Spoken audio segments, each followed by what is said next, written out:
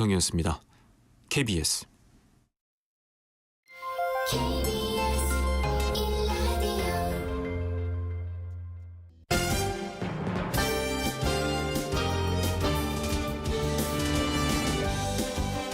KBS 1라디오 신성원의 오늘 세계는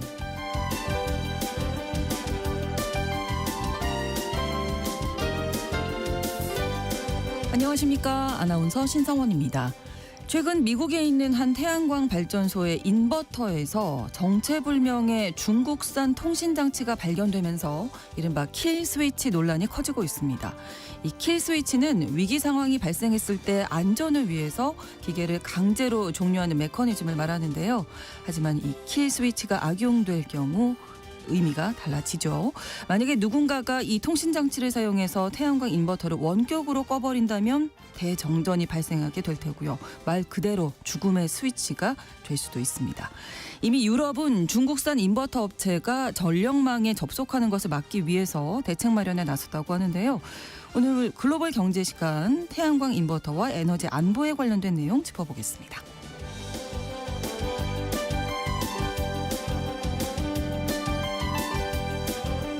오늘 주목할 국제사회 뉴스는 헤드라인 뉴스와 키워드로 정리해드립니다. 통신원 취재수첩 캐나다 소식 준비했습니다. 캐나다에는 팁 문화가 있죠. 그런데 요즘 이 팁 금액이 오르는 팁 인플레이션이 발생하고 있고요. 셀프 매장에서조차 팁을 요구하는 경우가 늘면서 소비자들에게는 부담이 되고 있다고 합니다. 현지 상황은 자세히 전해드리도록 하겠습니다. 5월 29일 목요일 KBS 1라디오 신성원의 오늘 세계는 시작합니다.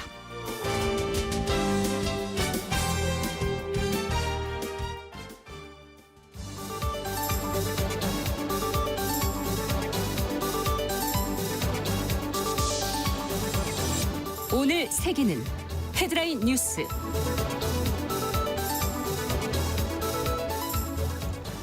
미국 법원이 트럼프 대통령의 상호관세 부과가 대통령 권한을 넘은 위법이라며 제동을 걸었습니다.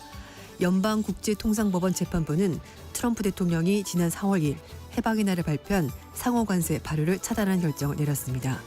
재판부는 미 헌법은 대통령이 아닌 의회에 과세 권한을 부여했으며 이는 미국 경제를 보호하기 위한 대통령의 비상 권한으로도 뒤엎을 수가 없다며 이처럼 결정했습니다.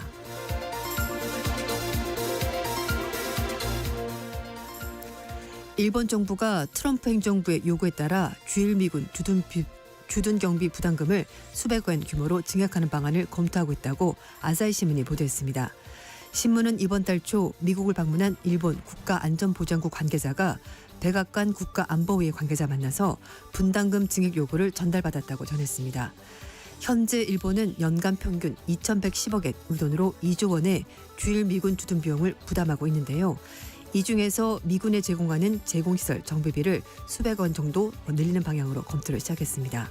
다만 총리관저 관계자는 미국과의 협상은 아직 혼란스러운 상태로 전망이 불투명하다며 신중한 태도를 보였습니다.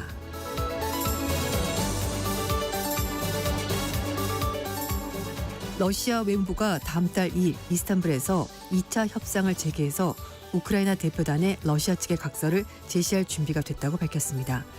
푸틴 러시아 대통령은 지난 19일 트럼프 대통령과 전화통화에서 휴전 가능성과 문제 해결 원칙의 내용을 담은 각서를 제시하기로 합의했으며 앞서 러시아 협상 대표단장인 메딘스키 보좌관은 우크라이나 측 단장인 우메로 국방장관에게 전화를 걸어 차기 회담 날짜와 장소를 제안했다고 28일 밝혔습니다.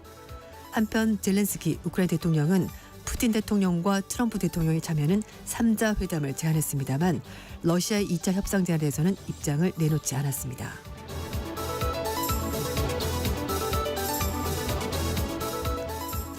이스라엘과 미국이 가자 지구에 세운 가자 인도주의 재단 GHF의 식량 배급소에서 총격으로 9명의 주민이 사망했습니다. 현지 시각으로 27일 남부 라파에 있는 텔 알수단 지역에서 식량 배급을 받으려고 사람들이 한꺼번에 몰리자 이스라엘군이 통제에 나서면서 27일 3명이 숨진 데 이어 28일에도 6명이 숨지고 수십 명이 부상했습니다. 유엔과 구호단체는 GHF가 인도주의 원칙을 위반했다며 협력을 거부하고 있는데요. 이들은 GHF가 이스라엘이 가자지구 주민을 통제하기 위한 수단으로 식량을 사용해서 배급 과정에서 마찰이 발생할 위험이 크다고 경고한 바 있습니다.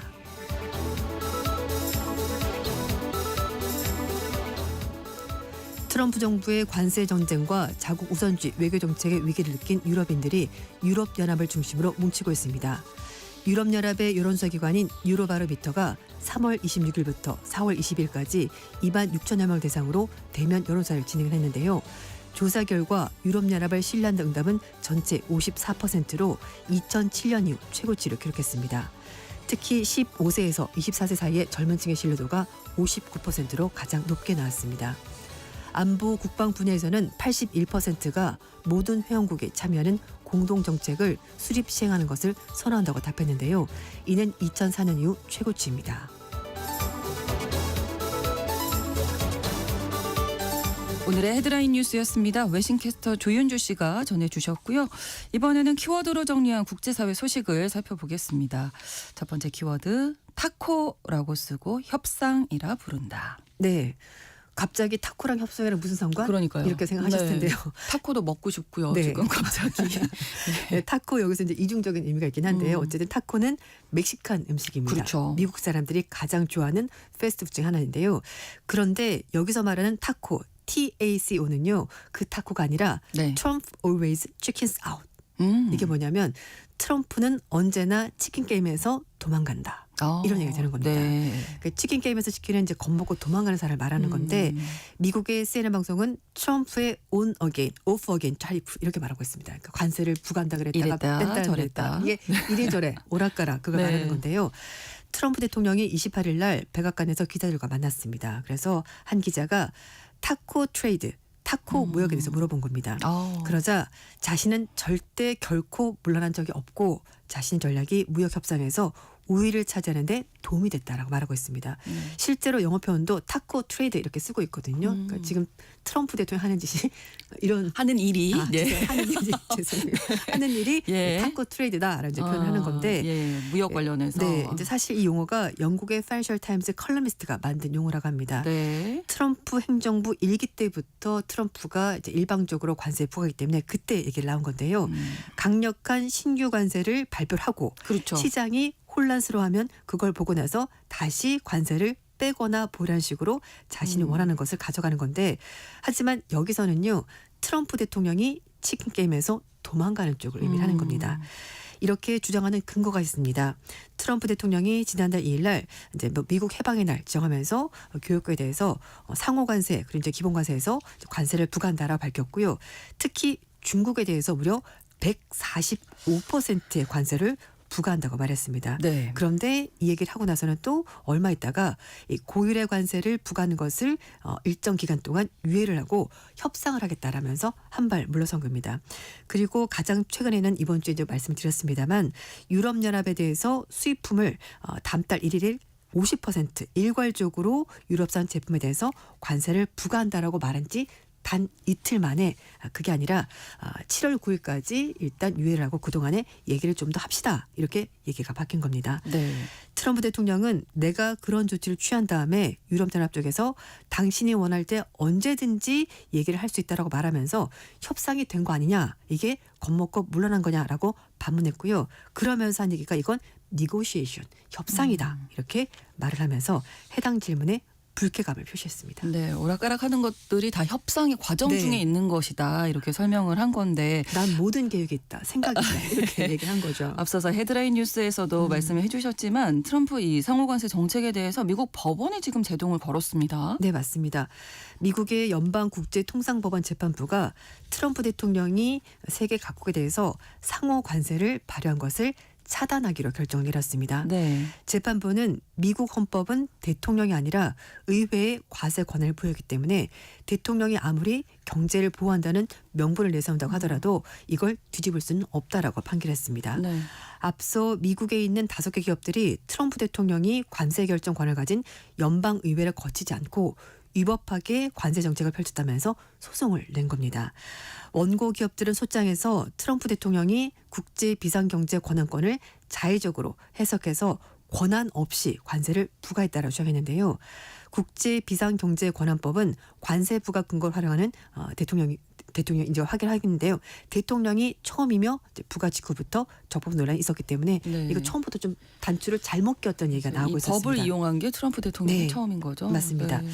이 원고들을 대리한 비영리 단체 측에서는요. 미국 헌법이 대통령이 아닌 의회의 과세 권한이 있다라고 해석을 하고 있다라고 주장을 했습니다. 법무 측의 변호인단은 앞서서 법원에 제출한 문서에서 의회가 대통령에게 특정 상황에서 관세 부과를 통해서 수입을 규제할 권한을 합법적으로 위임받았다라고 주장했습니다. 이미 미국의 여러 주들이 관련 소송을 진행을 하고 있는데요. 뉴욕주를 포함해서 12개 주도 지난달에 트럼프 정부를 상대로 해서 관세 정책 중단을 요구하는 소송을 법원에 제기했고 네. 여기서 주목할 점은요. 소송을 제기한 네바다 버몬트는 주지사가 공화당 소속입니다. 그러니까 집권 여당에서도 반대 목소리가 나오는 겁니다. 네. 한편 12개 주 소송 중에서 캘리포니아주 게빈 뉴섬 주지사가 지난달에 캘리포니아 북부 연방법원에 트럼프 정부의 관세 정책을 중단해달라면서 단독으로 소송을 제기한 바 있습니다. 네, 이른바 이 타코 무역에 대한 비판이 국내에서도 계속되고 있네요. 자, 나는 괜찮지만 너는 안 돼. 다음 네, 키워드입니다. 맞습니다. 트럼프 행정부가 미국인의 소셜미디어를 검열하는 국가의 국민을 대상으로 해서 미국 비자 발급을 제한하겠다고 밝혔습니다. 네.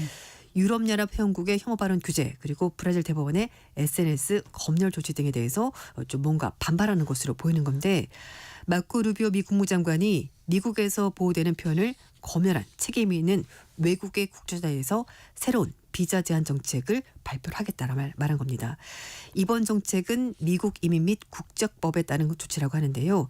이 법에 따르면 국무장관은 미국의 외교 정책에 악영향을 줄 수 있는 외국인의 입국을 금지할 수 있는 권한을 가지고 있습니다. 그리고 국무부가 관련법 조항을 근거로 해서 SNS 검열 행위에 대해서 책임이 있는 외국인의 국적자뿐만 아니라 가족 구성원도 미국에 들어올 수 없도록 제한할 수 있도록 법에 규정하고 있습니다. 네, 그 다른 나라에서 미국 국적자들에 대해서 이렇게 검열을 해서는 네. 안 된다 이런 얘기잖아요. 근데 네. 미국은 그렇게 하겠다는 거죠. 유학생이나 외국인에 대해서 검열을 하겠다고 하는 네, 겁니다. 그렇죠. 음. 그렇습니다. 네, 그래서 이제 루비오 장관이 구체적으로 어떤 국가를 검열할지 그건 얘기하지 않았습니다만 브라질 대법원이 가짜 뉴스 단속을 이유로 일론 머스크가 가지고 있는 X와 좀 갈등을 빚은 그런 일이 있었고요. 네. 이런 거에 대해서 루비오 장관이 지난주에 미국 의회 의원들에게 조처를 계획 중이다라고 말해서 이런 부분을 좀 염두에 둔 것 아닌가라는 해석이 나오고 있습니다. 트럼프 대통령도 독일과 영국 정부가 혐오 발언을 지칭한 SNS 게시물을 제한한 것을 아주 강력하게 비판했기 때문에 나는 다른 나라 국적자를 검열할 수 있지만 외국에서는 미국 국적자를 검열해서는 안 된다. 왜냐? 우리는 기준이 확실하게 있기 때문이다. 뭐 이런 식의 논리를 펼치고 있는 겁니다. 어쨌든 미국 국무부가 외국 유학생과 연구자들의 SNS 게시물을 검증을 해서 그걸 바탕으로 해서 신규 비자를 발급할지 말지를 결정하겠다고 밝혔는데요. 네. 어제도 말씀을 드렸습니다만 그래서 일단은 해외 공간에서 신규 비자 인터뷰는 추가적으로 일정을 잡을 수가 없습니다. 그렇죠. 그래서 이거에 대해서 이율 배반적이다. 이중잣대다. 그리고 동맹국가 외교 마찰을 빚을 수 있다는 관측이 나오고 있습니다. 네. 자, 이런 가운데 미국이 지금 중국 유학생 비자 취소하기 시작했다고요? 네, 그렇습니다. 루비오 장관이 28일 날 중국 유학생 비자를 취소하고 있다라고 입장을 밝혔습니다. 네. 트럼프 정부가 중국 공산당과 관련이 있거나 중요한 분야에서 연구하는 사람들을 포함해서 중국 학생들의 비자를 적극적으로 취소할 것이다라고 루비오 장관이 밝혔습니다. 그러면서 앞으로 국무부가 중국과 홍콩에서 들어오는 모든 비자 신청에 대해서 심사를 강하게 해서 비자 기준도 바꾸겠다라 밝혔습니다. 미국의 국제교육연구소에 따르면 미국 내 중국 유학생 수가 2023년부터 24년까지 봤었을 때 27만 7천 명이 넘는데요. 네. 중국 유학생은 미국 대학들의 중요한 수입원 중에 하나이기도 합니다. 게다가 트럼프 대통령은 하버드 대학의 외국인 학생 비율이 현재 31%인데 이걸 15%까지 줄여라 이렇게 요구했습니다. 트럼프 대통령이 하버드 대학 비롯해서 사립대를 압박하기 위해서 보조금 삭감 거기에다가 정부 계약 취소 외국인 학생 등록 통제를 목적으로 해서 비자 인터뷰까지 중단했는데 지금 계속해서 초강수를 두고 있습니다. 이런 가운데 캘리포니아주 명문 공립대학인 캘리포니아 대학에 대해서 여기도 뭔가 조치가 취해질 건 얘기가 나오고 있는데요. 네.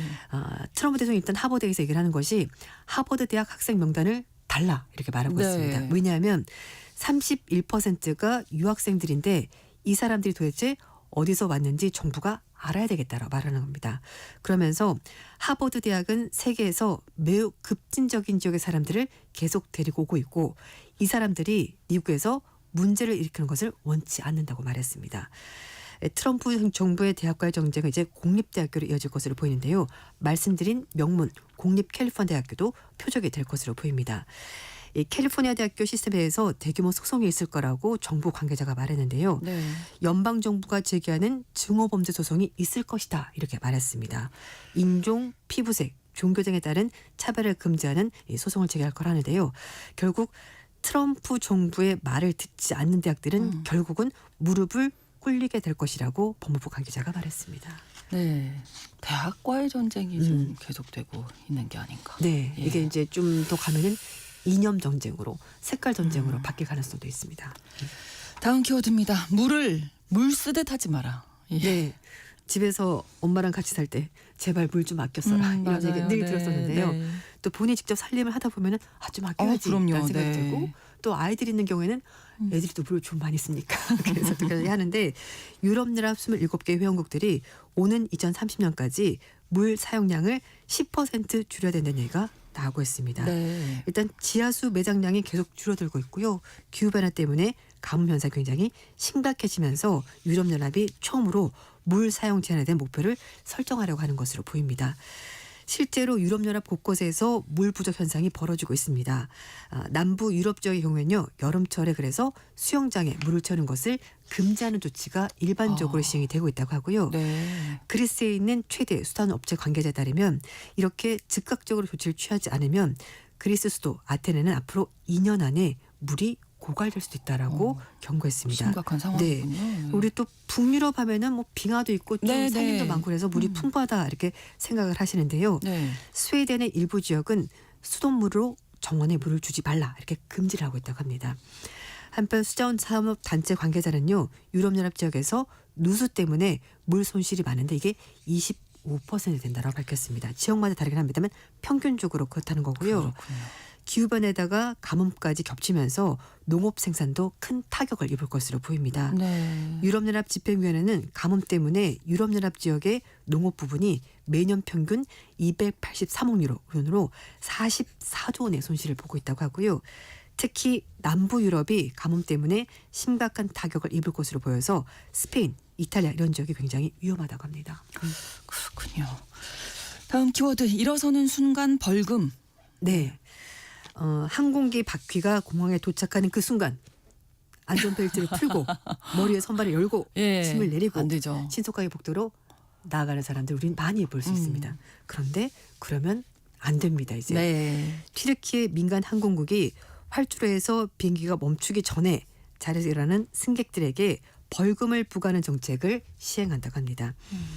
비행기가 활주 중인 상황에서 안전벨트를 푸는 행위, 그리고 일어서는 행위, 머리 위 짐칸을 여는 행위, 그리고 비행기가 게이트로 이동 중일 때 미리 통로로 나온 행위, 또 앞자리 승객이 통로로 나가기 전에 먼저 새치기 하는 경우 이런 것들이 네. 다 벌금 대상 부과가 되는 겁니다. 그렇군요. 예. 네. 당국이 승인한 이제 금액 얼마가 될지 아직 구체로 나온 건 아닌데요. 네. 현지 언론들은 우리 돈으로 한 9만 원 정도 될 거다 이렇게 얘기를 하고 있습니다. 그런데 미국에서도 비슷한 규정이 있습니다. 기내 통로를 혼잡하게 만드는 것은 연방 항공청 규정에 위배된다고 하는데요. 그래서 비행기가 활주 중일 때는 승객이 일어설 경우 승무원들이 이걸 기장에게 알릴 수가 있고요. 다만 이 규정은 비행기 안전벨트 표시 등이 켜져 있는 동안에만 가능하다고 하면 이제 꺼져 있으면 움직여도 괜찮은 괜찮은데 거예요. 네. 켜져 있으면 절대 움직여서는 안 되는 겁니다. 튀르키예는 전 세계에서 4번째로 많은 관계차는 여행지인데요. 우리나라 사람 그렇죠. 굉장히 많이 맞아요. 가죠. 네. 그래서 작년 한 해에만 무려 6,060만 명이 방문했다고 합니다. 거기에다가 터키 항공은 전 세계 130개국에 휴양한다고 하니까 정말 많은 사람들이 오가는 곳이 바로 튀르키예입니다. 네, 아무튼 게이트에 딱 도착할 때까지 조금 네. 느긋한 마음으로 맞아요. 조금 기다리시는 게 그렇다고 더 빨리 가진 않거든요. 크게 네. 몇 분 차이 나지 그렇습니다. 않습니다. 네, 네. 다음 키워드 공포의 급상승. 네. 사고로 무려 해발 8,600m까지 올라갔었던 중국 패러글라이더가 극적으로 생활했다고 합니다. 네. 이름은 펑 위장씨인데요. 정말 죽음의 문턱까지 갔다가 살아왔다고 하는데 펑 씨가 현지 시각 24일 오전에 해발 3,000m에 있는 중국의 칠엔산 산맥에서 이제 훈련하기 위해서 새로운 장비를 메고 패러글라이딩 한 거라고 하는데요. 갑자기 거센 바람이 불면서 고도가 계속 올라간 겁니다. 그래서 결국 1시간 정도 공중에 머물렀는데요. 해발 8,598m까지 올라갔다고 합니다. 와, 도대체 이게 얼마나 높은 높일까? 에베레스트 비슷합니다. 비슷하죠. 네. 에베레스트 비슷한 높이고요. 우리나라에서 가장 높다는 한라산이 1947m. 아, 그러니까요. 그러니까 어마어마하게 높은 건데요. 1시간을 공중에 있었다고요? 이렇게 올라가면은 기온이 뚝 떨어집니다. 그렇죠. 영하 35도 그리고 바람도 굉장히 세게 부는데요.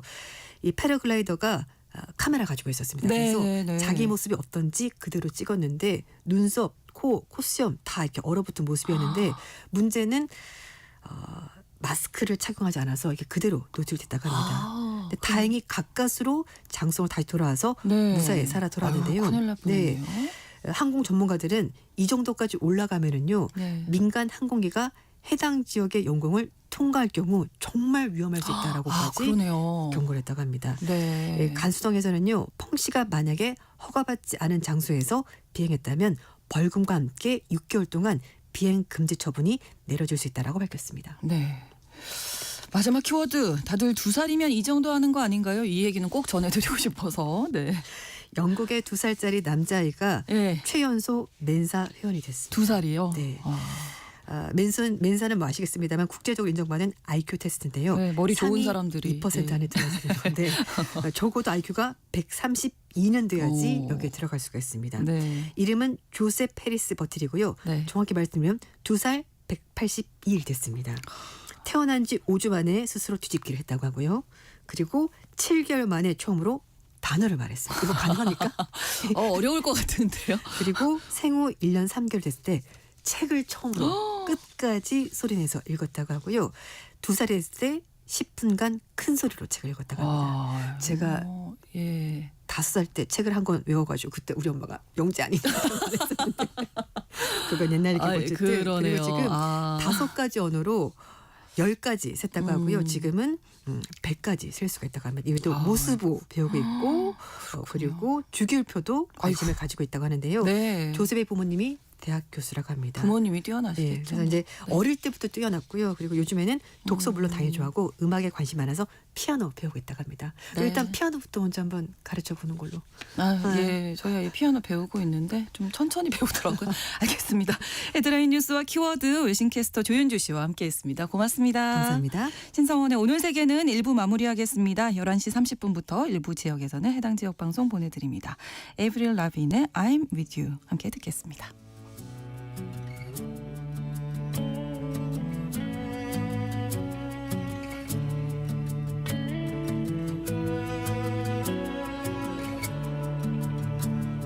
I'm standing on the bridge.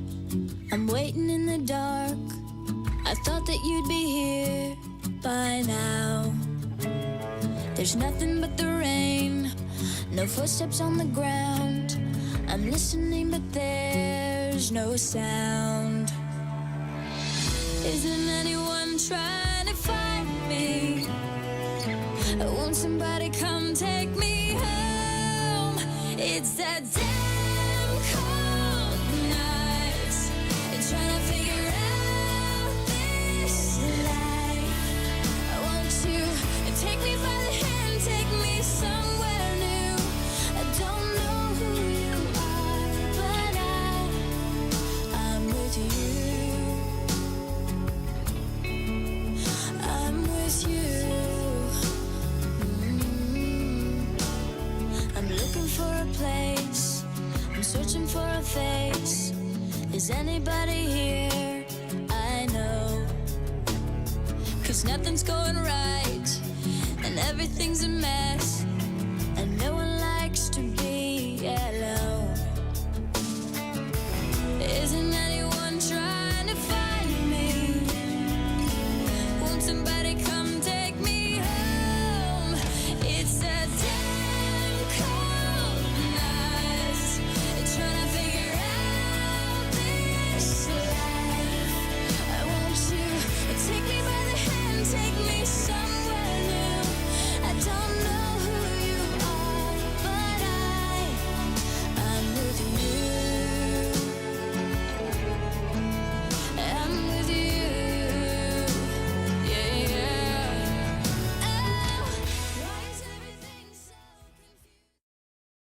지금 시각은 11시 30분입니다.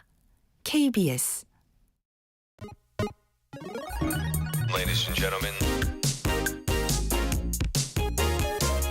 국제사회의 다양한 뉴스를 한눈에 KBS 1라디오 신송원의 오늘 세계는 세계를 바로 보는 최소한의 투자입니다.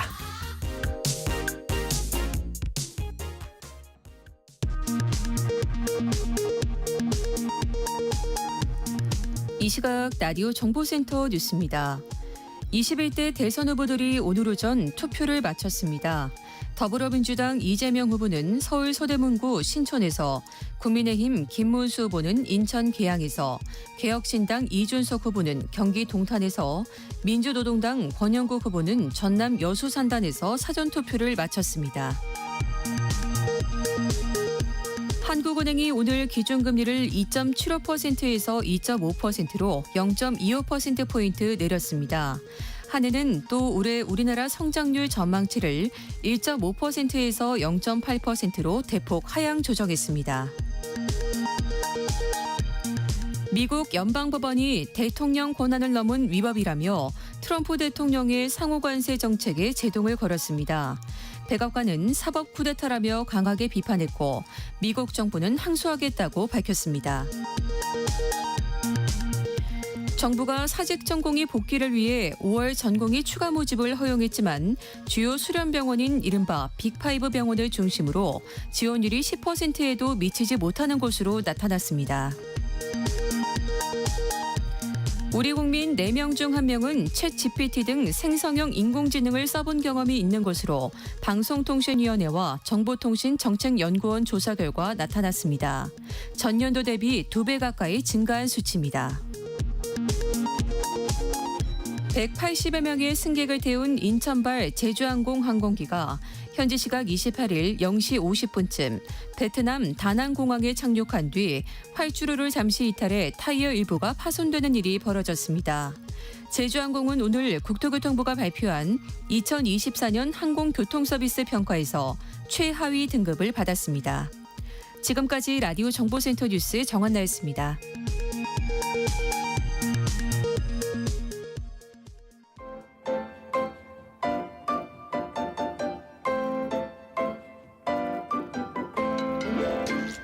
통신원 취재 수첩.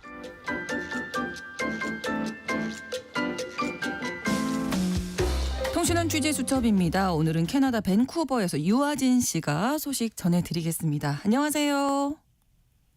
네, 반갑습니다. 유아진입니다. 네, 여름을 앞두고 캐나다로 여행 준비하시는 분들도 많으실 텐데요. 최근 이 캐나다에서 팁 문화 관련해서 불만의 목소리가 높다고요? 이유가 어떤 겁니까? 네, 한마디로 팁플레이션 때문입니다. 코로나19 팬데믹 이후에 팁 비율이 인플레이션과 함께 급격히 상승해 팁플레이션이라는 신조어가 생길 정도로 소비자들의 부담이 커졌습니다. 네. 과거에는 10%에서 12% 정도가 일반적이었다면 요즘은 기본 18%에서 20%의 팁을 생각하셔야 하고요. 네. 카드 결제 시스템이 보편화되면서 결제 시 기본 15% 이상을 제시하는 이른바 강제 팁 문화도 쉽게 접하실 수 있습니다. 게다가 과거에는 팁을 요구하지 않았던 곳들, 예를 들어 테이크아웃 전문점이나 심지어 셀프 키오스크에서도 팁 옵션을 제시하는 경우가 늘어나면서 소비자들의 불만이 커지고 있습니다. 안 그래도 물가가 오르는데 팁까지 더해지니 팁 문화에 대한 피로감과 반감이 커지고요. 이로 인해 소비자들은 서비스에 대한 감사함이 아닌 압박감으로 팁을 지불하게 된다는 불만을 토로하고 있습니다. 네, 팁이 어떻게 보면 의무가 된 셈인데 캐나다에서 특히 밴쿠버가 물가가 높은 걸로 알고 있습니다. 뭐 팁 금액까지 오르게 되면 외식 한번 하기도 좀 부담스럽겠는데요? 네, 그렇습니다. 밴쿠버는 캐나다에서도 손꼽히는 고물가 도시인데요. 네. 4인 가족이 어느 곳에서 식사를 하느냐에 따라 크게 달라집니다.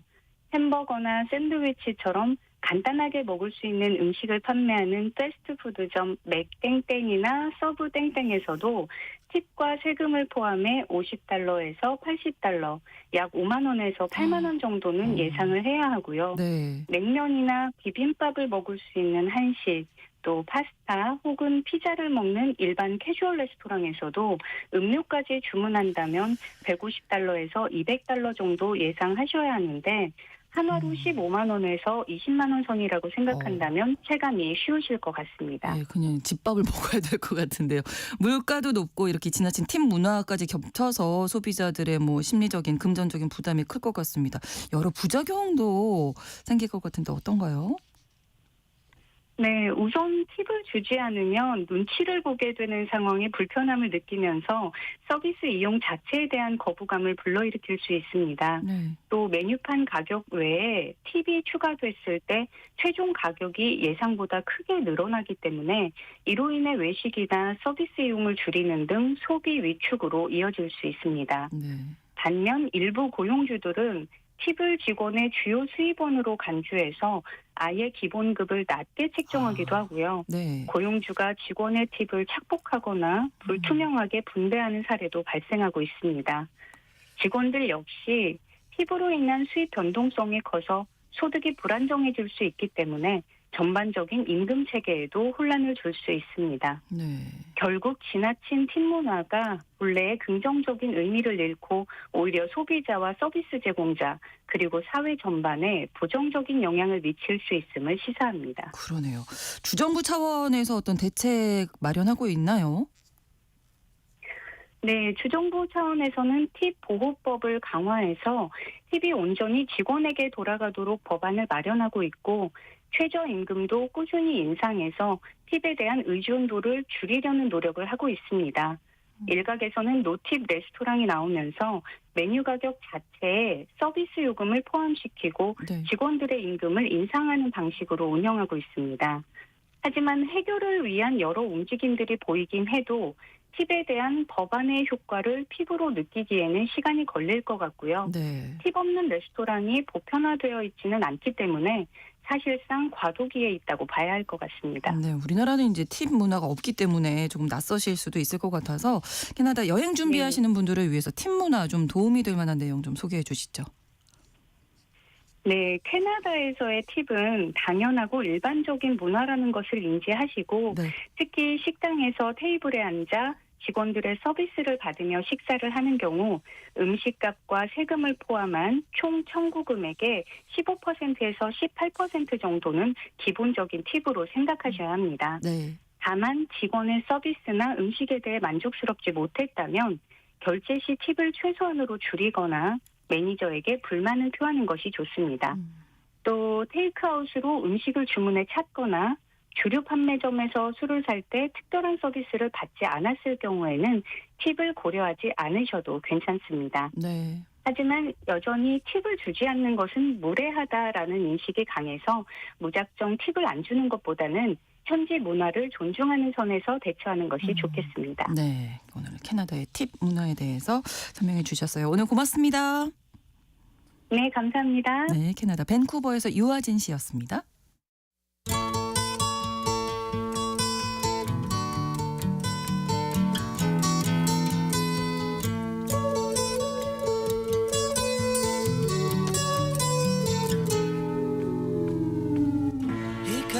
세계 경제 이슈를 짚어보는 시간 글로벌 경제입니다.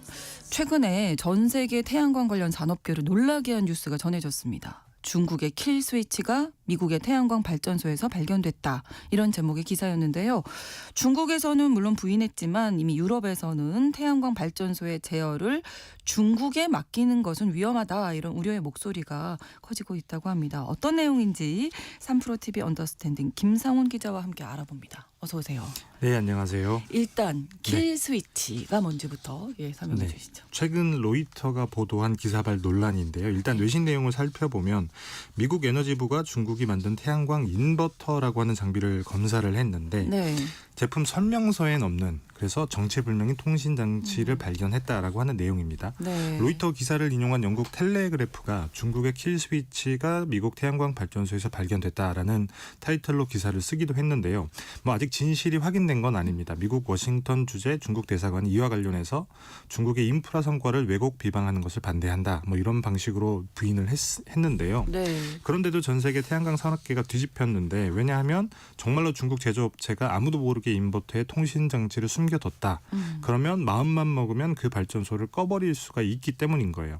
실제로 그런 일이 벌어진다면 말 그대로 킬 스위치가 될 수 있는 겁니다. 죽음의 스위치 그렇죠. 되는 거죠. 인버터가 그렇게 중요한 장치인가 봐요. 맞습니다. 인버터라는 장치가 조금 생소하기는 한데 사실 태양광 발전소는 이렇게 구성이 됩니다. 네. 태양광 전지라고 불리는 셀이라고 하는 걸로 패널을 만들고 네. 이 패널을 다닥다닥 이어붙이면 그게 모듈이 되는데요. 이 모듈 단위로 전기를 생산을 하는데 이 모듈을 많이 모아놓으면 그게 바로 태양광 발전소입니다. 여기서 태양광을 흡수를 해서 직류 방식으로 전기를 만들어내는데 이 직류 전기를 모아서 교류 방식으로 바꾼 뒤에 송전망으로 보내는 장치를 우리가 인버터라고 부르는데요. 네. 이 인버터가 그냥 그 역할만 하면 큰 문제는 없습니다. 근데 이 인버터에 통신 장비가 들어가거든요. 뭐 여러 이유가 있습니다만 우선 사업주가 데이터를 모니터링할 필요가 있고 그다음에 또 보안 패치나 기능 추가 같은 소프트웨어 업그레이드를 할 때도 활용을 하고 그다음에 인버터에 뭔가 문제가 생겼을 때는 사실 제조업체가 항상 상주할 수 없기 때문에 그렇죠. 원격으로 장애 요인을 분석하는 경우도 있습니다. 뭐 최근에는 이런 일도 하는데요. 전력이라고 하는 게 사실 수요와 공급이 딱 맞아떨어져야 돼요. 예. 안 그러면 정전이라고 하는 일이 그렇죠. 벌어지는데 네. 근데 태양광은 그게 안 됩니다. 햇볕이 내려쬐을 때만 전기를 만들 수가 있으니까요. 예. 그래서 한전 같은 유틸리티 회사가 전기 공급이 과하다 싶을 때는 원격으로 이 인버터를 꺼버리는 겁니다. 그래서 와이파이 등을 통해서 이어지는 통신 장치가 있어야만 하는 건데 말 그대로 킬 스위치로 작동을 시킬 수 있다는 거죠. 그래서 이 인버터를 태양광 발전소의 두뇌라고 부르기도 합니다. 정말 중요한 장치네요, 맞습니다. 인버터. 근데 인버터 얘기 나올 때 왜 중국 얘기가 나오는지. 문제는 전 세계 상당수의 인버터를 중국이 중국산이군요. 만든다는 건데요. 정확히 뭐 추계되는 통계는 없습니다만 네. 5G 통신 장치로 도청 감시 논란이 컸던 화웨이라고 하는 기업이 있잖아요. 네. 이 화웨이라고 하는 기업과 그다음에 중국의 선그로우 같은 제조업체가 전 세계 태양광 인버터의 절반 이상을 공급하는 걸로 추정이 됩니다. 뭐 단순히 중국산이라서 문제가 되는 건 아니고 중국 제조업체가 이 인버터를 원격으로 제어할 수 있다는 게 무서운 건데요. 로이터 기사 보도 이전에 이미 유럽에서는 논란이 된 게 이런 게 있습니다. 지난 4월 말에 유럽 태양광 제조 협의회라는 곳에서 긴급 성명을 발표를 했는데 내용은 제조업체의 악의적인 인버터 조작으로 연쇄 정전 가능성이 높다라는 내용인 건데 여기서 하는 얘기가 유럽에 설치된 태양광 발전소가 한 338기가와트 정도가 되는데 네. 중국산 인버터를 쓴 발전소가 200기가와트 정도나 된다는 거예요.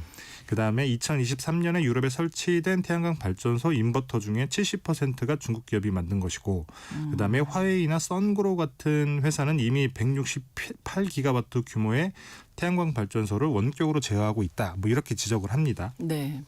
그리고 2030년이 되면 이 규모는 한 400기가와트 정도로 늘어날 수 있다라고 얘기를 하고요.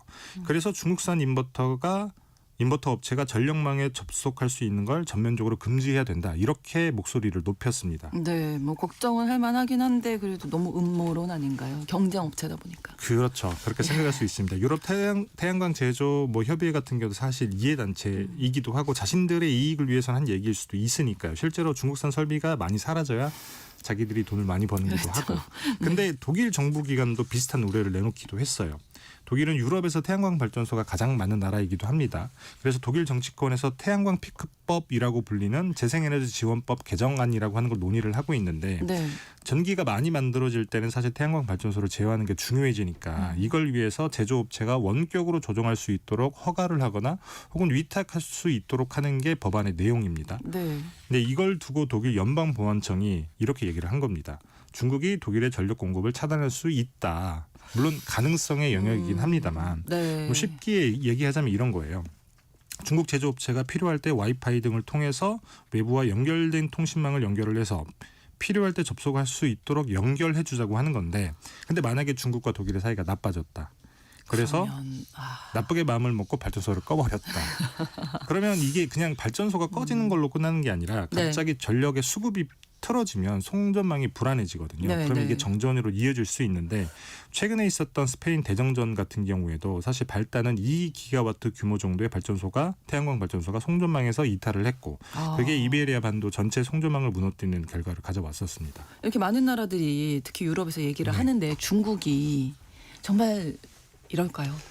이제 뭐 가능성의 영역이니까 또 알 수는 없는 거긴 하지만 네. 사실 그런 일을 벌인다라고 하면 사실 영영 갈라서야 아유, 되는 그럼요. 거기도 하고 네. 그래서 과연 중국이 그렇게까지 극단적인 음. 선택을 할까 싶긴 합니다만 근데 최근에 이게 현실화할 수 있다는 걸 보여준 사건이 하나 있었어요. 네. 이게 뭐냐면 지난해 11월에 미국의 소울아크라고 하는 태양광 설치 업체 그다음에 중국의 닝보디에라고 하는 인버터 제조사 간의 법적인 다툼이 벌어졌습니다.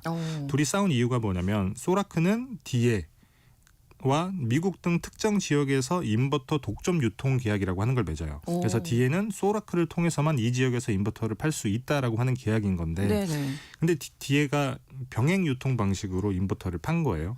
그래서 소라크가 소송을 건 건데 네. 그랬더니 갑자기 미국과 영국, 파키스탄 등 소라크가 판매한 태양광 발전기가 줄줄이 가동을 멈춘 겁니다. 디에가 멈춘 거다. 이렇게. 뭐 이것도 아직 진실이 네. 밝혀진 건 아닙니다만 소라크 측이랑 뭐 서방 태양광 산업계에선 디에가 멈췄다라고 판단을 하고 있습니다.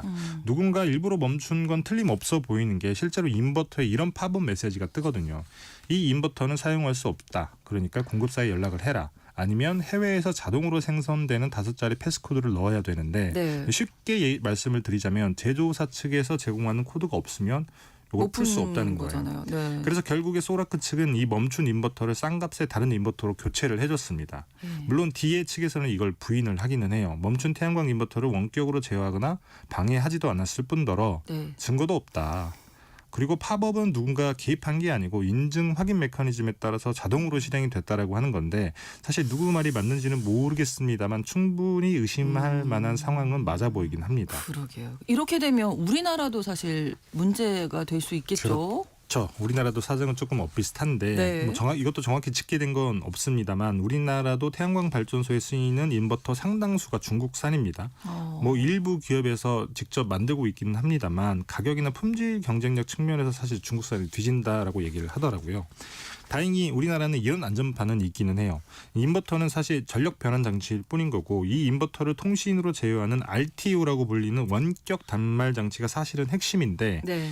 이 RTU가 상당수 국산이라고 얘기를 합니다. 그래요? 그래서 중국 제조업체가 직접 인버터를 제어할 수 없다는 건데 네. 다만 나머지 상당수는 또 중국산 인버터에 중국산 RTU로 구성된 장비를 썼기 때문에 이게 우려스러운 상황이긴 한데 그래서 전력 당국에서도 이걸 분리하는 방안을 강구하고 있기는 합니다. 그럼 이 RTU라는 것만 우리나라 걸로 쓴다든지 뭐 바꾸면 중국산 아닌 걸로 네. 그러면 K스위치까지는 되지 않는다. 이렇게 봐도 되나요? 일단은 눈에 보이는 루트는 막을 수 있어요. 어찌됐든 인버터랑 RTU를 중국 제조업체가 만들면 네. 이 제조업체들에게 기기에 원격으로 접속할 수 있는 길을 터줄 수밖에 없는 거잖아요. 그렇죠. 근데 이걸 RTU를 국산으로 바꾼다라고 하면 필요할 때 그리고 믿을 수 있을 때 제한적인 권한으로만 길을 터줄 수 있으니까 뭐 일종의 눈에 보이면 통제할 수 있다라고 하는 원리랑 똑같은 건데 네. 근데 우리가 처음에 로이터 기사로 다시 돌아가 보면 네. 있으면 안 될 통신 장치를 발견했다라고 보도를 그렇죠. 했잖아요. 네. 중국 인버터가 아무도 모르게 일종의 뒷문 그러니까 뭐 백도어 요걸 열어놨을 수도 있는 겁니다. 그러면 와이파이로 외부와 연결이 되는 순간 이 권한에 상관없이 인버터를 직접 제어할 수 있게 된다는 얘기가 됩니다. 네. 그러면 정말 킬 스위치가 되는 것이죠. 그리고 아무도 모르게 내가 했는지도 모르게 발전소를 그렇죠. 꺼버릴 수가 있습니다. 그럼 외부 연결되는 통신망 자체를 끊으면 어떻게 돼요? 이제 그건 조금 많이 어려운 게 사실 가정을 계속 해보게 되네요. 맞습니다. 태양광이나 재생에너지 발전소가 아주 조금 그러니까 이게 있으나 마나해서 이런 게 멈춘다고 하더라도 전체 송전망에 큰 무리가 가지 않을 때 그럴 때는 가능은 한데 지금은 네. 태양광 발전소가 굉장히 많이 있잖아요. 그렇죠. 그래서 불가능합니다. 우리나라는 유럽에 비해서 태양광 발전소가 더 적기는 합니다만 그럼에도 꽤 많은 발전소가 이미 지어지고 있고 앞으로도 계속 지어질 거거든요. 네. 네, 그러면 중요해지는 게 스마트 그리드라고 불리는 기술입니다. 스마트 그리드. 네. 네. 말이 조금 어렵습니다만 네. 쉽게 표현을 하자면 똑똑한 송전망인 건데 태양광 발전소가 많이 늘기는 해야 되는데 많은 분들 아시는 것처럼 태양광 발전소는 치명적인 단점이 있잖아요. 그렇죠. 햇볕이 있을 때만 맞습니다. 근데 발전이 그걸 가능하다. 뭐 유식한 말로 간헐성이라고 하는 건데 간헐성, 네. 맞습니다. 근데 송전망 같은 경우에는 들어오는 전기와 나가는 전기가 딱 맞아 떨어져야 된다고 말씀을 드렸잖아요. 네. 그렇지 않으면 정전이 일어나고 근데 태양광은 이걸 맞추기가 쉽지 않기 때문에 그래서 한전이 RTU라고 하는 이 원격 단말 장치를 통해서 원격으로 필요할 때 켜고 끄는 걸 할 수 있어야 됩니다. 네. 이걸 발전소에 개별적으로 맡겨놓을 수 없는 이유가 사실 개별 발전소는 전체 송전망을 보고 있지 않기 때문에 전기의 공급이 얼마이고 수요가 얼마이고 그렇기 때문에 공급이 이때는 더 많아져야 되고 이때는 수요를 조금 줄여야 되겠고 이런 걸 판단할 수 있는 게 아니기 때문에 어쨌든 낮에 태양광 발전소가 돌아갈 때는 그 원격 단말 장치, 그러니까 외부의 통신을 통해서 한전이 접속을 할 수 있어야 된다는 건데 그러네요. 그 말인즉슨 낮에는 통신망이 연결돼 있고 그러면 그때는 만약에 백도어 뒷문이 있다라고 있다면? 하면 그때는 킬 스위치를 누를 수 있도록 문이 열려 있다는 얘기랑 똑같습니다. 그리고 또 하나 통신망이 필요한 이유가 네. 태양광 발전소의 또 다른 치명적인 단점 중에 하나가 관성이 없다라는 거거든요. 이게 말이 조금 어렵긴 관성이 합니다만 없다. 네. 관성이라고 하는 게 원래대로 돌아가려고 하는 힘인 거잖아요. 그렇죠. 근데 송전망에서는 들어오는 전기와 나가는 전기를 맞추는 건데 네. 사실 이걸 초 단위로 맞추기는 아유, 그건 어렵죠. 굉장히 어려워요. 네. 인위적으로. 네. 그래서 보통의 우리가 쓰는 지금 송전망에서는 예를 들면 화력발전소, 석탄발전소, 천연가스 발전소처럼 네. 이렇게 터빈을 돌리는 발전소들이 어떤 방식으로 움직이냐면 네. 송전망이 이렇게 불안해진다. 네, 네. 송전망에서 지난 전기의 전압이라든지 혹은 주파수가 흔들린다. 그런 경우에는 이걸 정상 범위로 끌어올 수 있도록 자동적으로 움직여요. 예를 들면 뭐 조금 불안정해져 높아졌다 그러면 이걸 끌어내리기 위해서 조금 덜 돌거나 네네. 이런 방식으로 움직이는데 그걸 관성이라고 표현을 하거든요. 근데 태양광 같은 경우에는 이 어렵잖아요. 낮거나 없거나 네. 이렇습니다. 그래서 이 문제를 해결하겠다고 뭐 태양광 인버터에 알고리즘이라고 하는 걸 넣고 그다음에 송전망 내에서 전압과 주파수가 흔들릴 때마다 이 알아서 출력을 조정하도록 하는 기술이 최근에 보급이 많이 되고 있거든요. 특히나 네. 뭐 예를 들면 태양광 발전소가 굉장히 많이 있는 독일 같은 나라들 그다음에 영국이나 미국의 캘리포니아 같은 곳에 이런 것들 많이 도입이 되는데 네. 이럴 때 필요한 게 또 통신망인 거고 그래서 스마트 그리드라고 하는 불리는 건데 그래서 외부 통신망이 이렇게 필수적이다라는 겁니다. 외부 통신망도 필요하고 RTU도 있어야 되는 거고. 맞습니다. 뭐 근데 대부분 중국산이고. 그럼 해결책을 생각해 볼 수 있는 게 어떤 게 있을까요? 그렇죠. 이게 쉽지는 않은데 사실 사실 우리가 세계화 그다음에 국가 간의 분업 구조 그리고 모든 걸 만들어내는 중국이라고 하는 공장 이런 것들 때문에 잠깐 잊고 살기는 했습니다만 사실 우리에게 정말 필요하다라고 판단이 들면 조금 비싸더라도 우리가 만들어 써야 하는 건데 근데 그래야 이런 문제에서 벗어날 수가 있는 거거든요. 사실 인버터도 마찬가지이기도 그렇죠. 합니다. 네네네. 이게 사실 고도의 기술력이 필요한 장치는 아니거든요. 근데 필요는 하고 네. 근데 있긴 중국이 있어야 되는 그쵸, 거고. 아주 싸게 품질 좋게 만들었더니 우리가 그걸 싸기 때문에 사다 썼던 것뿐인데 전 세계 다른 나라들도 마찬가지 다 상황인 마찬가지입니다. 거고요. 근데 네. 이제 와서 보니 이런 치명적인 문제가 생기는 거고 그 더더군다나 이게 인버터라고 하는 게 사실 태양광 발전소에만 들어가는 건 아니거든요. 네. 뭐 예를 들면 풍력 발전소에도 인버터가 들어가고 그다음에 나중에 태양광이나 풍력의 문제를 해결하기 위해서 커다란 에너지 저장 장치를 만든다고 하면 네. 이 에너지 저장 장치에도 인버터가 들어가야 됩니다. 그렇게 되면 이 재생에너지 전체 인버터를 중국산을 많이 쓸 수밖에 없는데 네. 이제 그렇게 되는 경우에는 말씀처럼 계속 설명을 드렸던 것처럼 중국이 킬 스위치를 누를 수 있다라고 하는 건데 이거는 그럴 가능성이 조금이라도 있다라고 하면 굉장히 치명적인 결과를 가져올 수 있기 때문에 그 폭풍이 어마어마하니까요. 맞습니다. 네. 그래서 우리나라뿐만 아니라 전 세계 모든 나라가 똑같이 곤혹스러운 상황이긴 한데 이번 논란을 계기로 해서 조금 우리의 인식을 바꿀 필요가 있지 않을까. 뭐 네. 저는 개인적으로 그렇게 생각을 합니다. 가능성이 0%가 돼야 안심할 수 있는 건데 지금으로서는 뭐 딱히 그렇죠. 방법이 마땅치는 않다. 않고 그럼 우리가 직접 만들어 써야 되는데 우리의 다행히 기술력을 맞습니다. 좀 우리나라는 다행히 인버터를 만드는 업체가 국내에 있긴 하다. 그렇군요. 그래서 여러 방법을 찾아봐야 되는데 네네. 필요한 건 우리가 직접 만들어 쓰자라고 하는 인식 전환이 조금 필요하다라는 말씀을 드리고 싶습니다. 알겠습니다. 오늘 글로벌 경제 3프로 TV 언더스탠딩 김상훈 기자와 함께 이야기 나눴습니다. 오늘도 고맙습니다. 네, 감사합니다. The Fray의 How to Save a Life 음악 전해드리면서 KBS 일라디오 신성원의 오늘 세계는 마치겠습니다. 내일 오전 11시 5분에 다시 뵙겠습니다. 고맙습니다.